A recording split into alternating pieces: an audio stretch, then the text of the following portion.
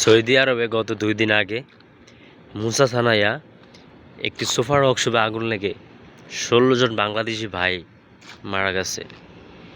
এই খবর আসলে বাংলাদেশি কম বেশি সবাই এখন জানে, কারণ এখন ফেসবুকে ঢুকলে নিউজ ফিডে শুধু এই খবরের চোখে সামনে আসে।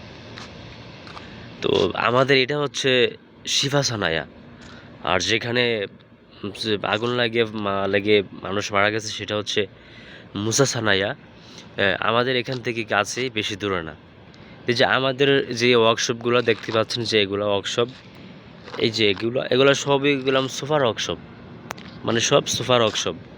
এই যে আমাদের এই ওয়ার্কশপটা হচ্ছে আরও 3 বছর আগে আগুন লাগছিল, তো আমরা ভিতরে ছিলাম। তো আমাদের আসলে কারো ক্ষয়ক্ষতি হয় না, সবাই বের হয়ে গেছি। সকাল 9টা বাজে লাগছিল আগুনটা। তো কিন্তু ওয়ার্কশপ আগুন মানে 2 মিনিটের মধ্যেই যে পুরো ওয়ার্কশপ আসলে পুরো ছাই হয়ে গেছে, এত বড় ওয়ার্কশপ। এখানে আসলে এই সোফার ওয়ার্কশপে 2 দিন পর পরে আগুন লাগে, মানে 2 দিন পর পরেই এইখানে ওইখানে আমাদের এখানে আগুন লাগে, মানে বেশিরভাগই ওই কাজ করতে গিয়ে আসলে কারেন্টে বা বিভিন্ন, আর এখানে তো সোফার ওয়ার্কশপ না, ভিতরে আসলে অনেক ফোম টোম থাকে।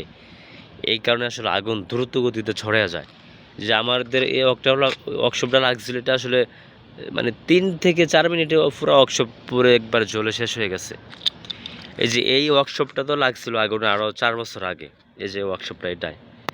তো এখানে মানে 2 দিন পর পরে আসলে এই সোফার ওয়ার্কশপে আগুন লাগে। তো যাক, আল্লাহ কার মৃত্যু কখন কোথায় রাখছে সেটা আল্লাহ ভালো জানে। তো সবাই দোয়া করবেন আমাদের প্রবাসীদের জন্য, যে আমরা ভালোভাবে সুস্থভাবে আসলে মায়ের কোলে ফিরতে পারি।